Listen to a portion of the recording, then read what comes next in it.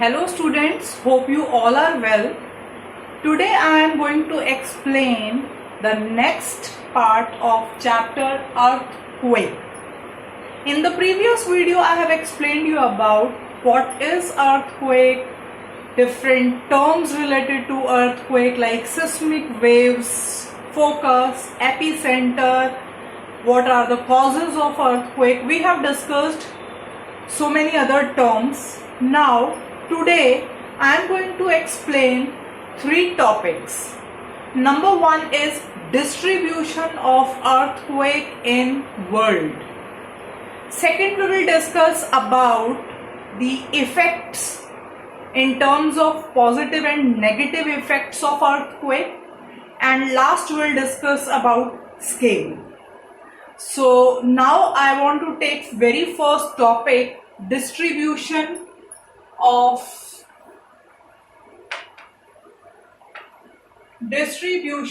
an earthquake. So in this distribution of an earthquake, we'll discuss that in world, what are the sensitive areas where earthquake occur as well as volcanoes erupt. Now why I am talking about volcanoes here? Because if earthquake will come, so simultaneously, or we can say side by side, volcanoes also erupt. There is a cause and effect relationship between earthquake and volcanoes, and if volcanoes will come first, so after earthquake will occur. So both occur one after the other. If earthquake will come, so after earthquake, volcanoes also occur. So now let's talk about distribution. What are the major areas where earthquake occur? Very first is circum-Pacific belt. That is the first. Second is mid-continental belt. And the third one is mid-Atlantic belt. So these are the three major areas where earthquake occur. So the very first one is circum-Pacific belt. So the word Pacific means here we are talking about the areas near to the Pacific Ocean. So if we'll talk about here, this is North America, South America, the western margin of North America.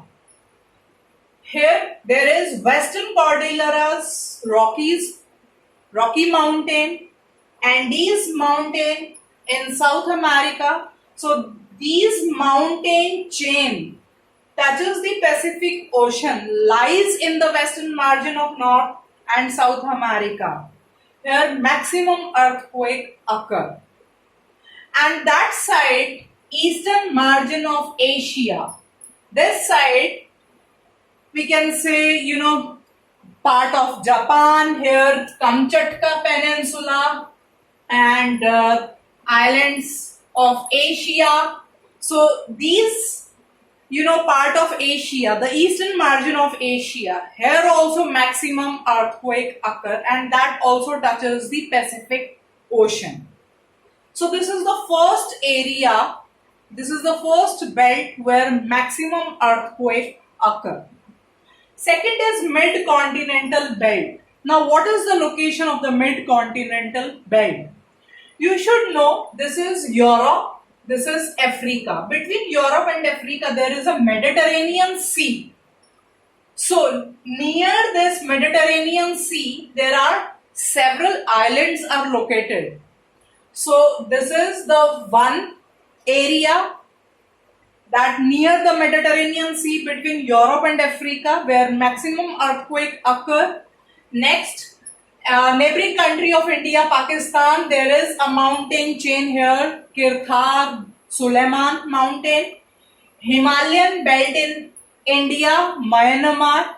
So these are the areas where earthquake occur, and these areas come under mid-continental belt. Next is mid-Atlantic belt. Mid-Atlantic belt, in this area also earthquake occur. Now what is the location? As we know, Atlantic Ocean lies between North, South America, Europe and Africa. So here Atlantic Ocean, there are several islands located here. So in this region also earthquake occur. So this is the topic, or this is the first topic where I am explaining you the areas where earthquake occur.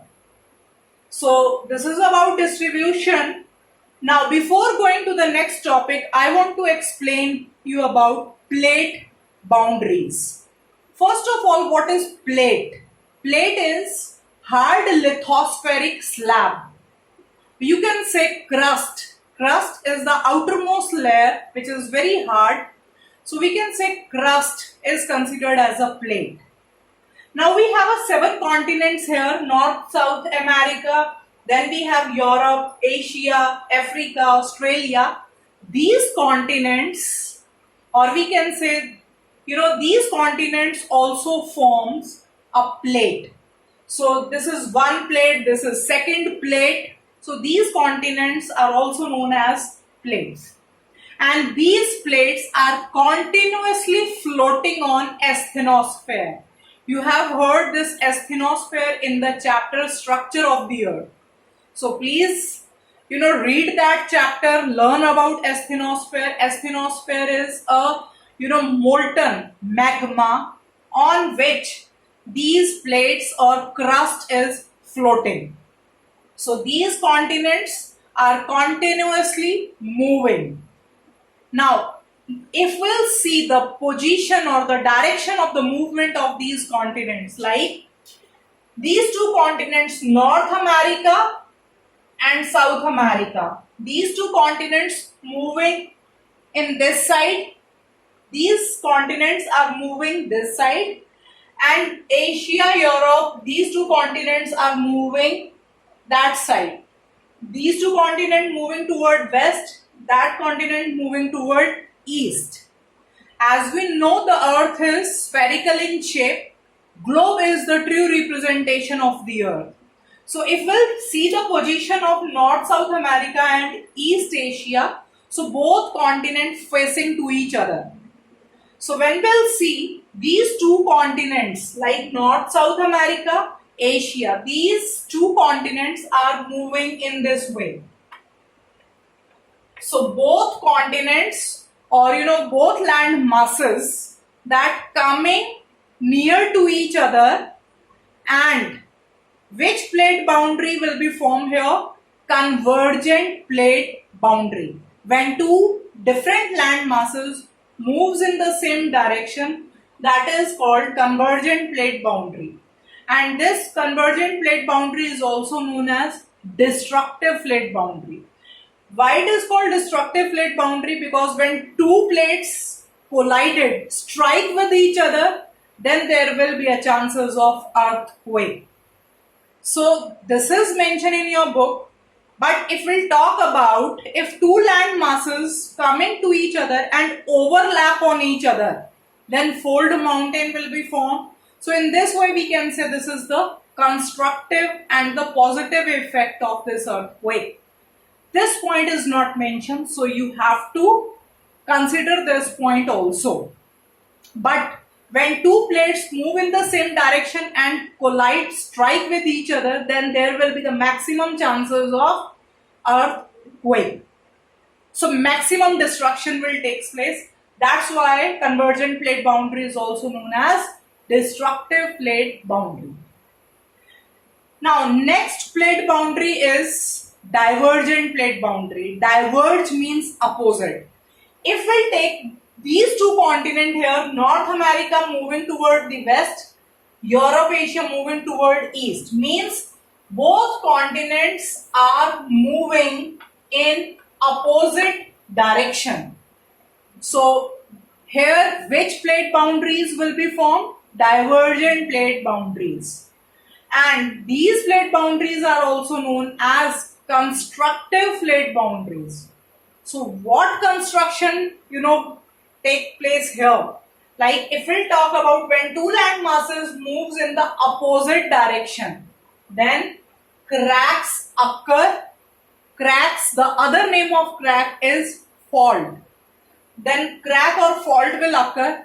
After a period of time, these cracks will give shape to the valleys. So this is the another. Now third plate boundary is transform plate boundary.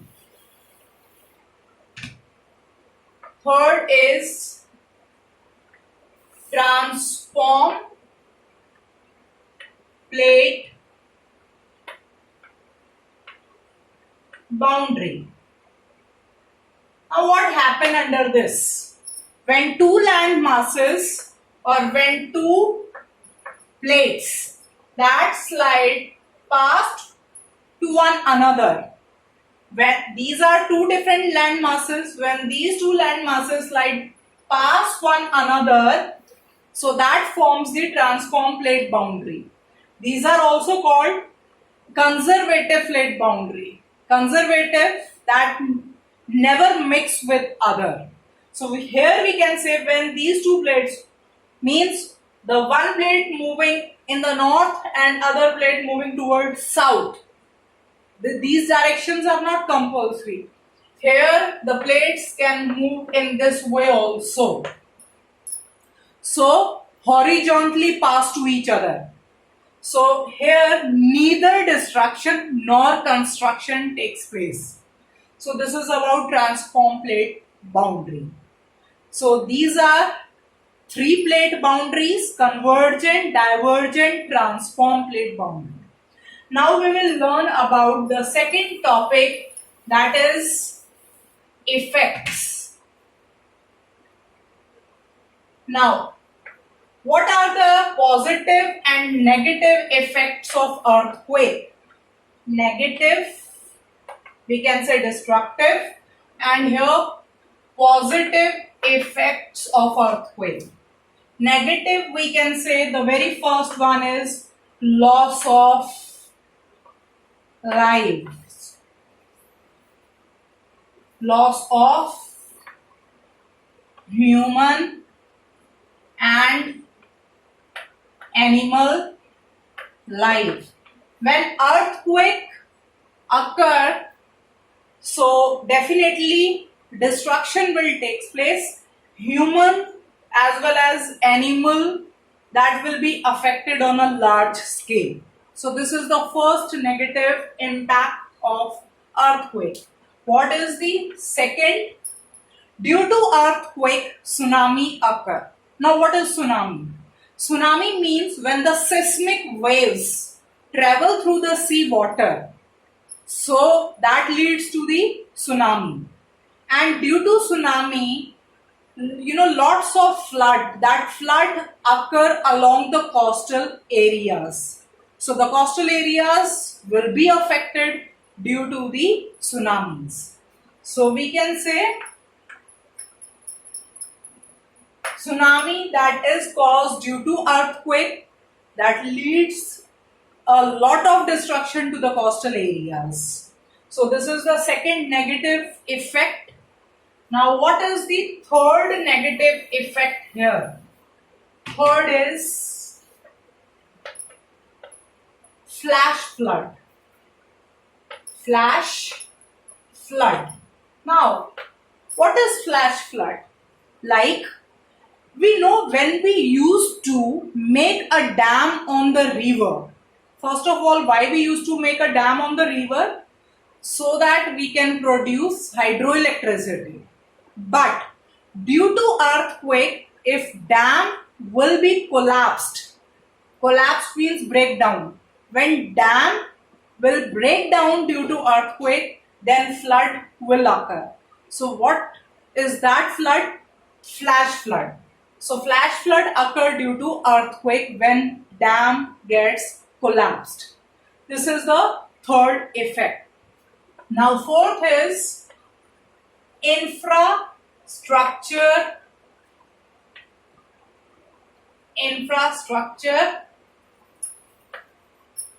that will be affected. So we can say infrastructure includes roads, railways,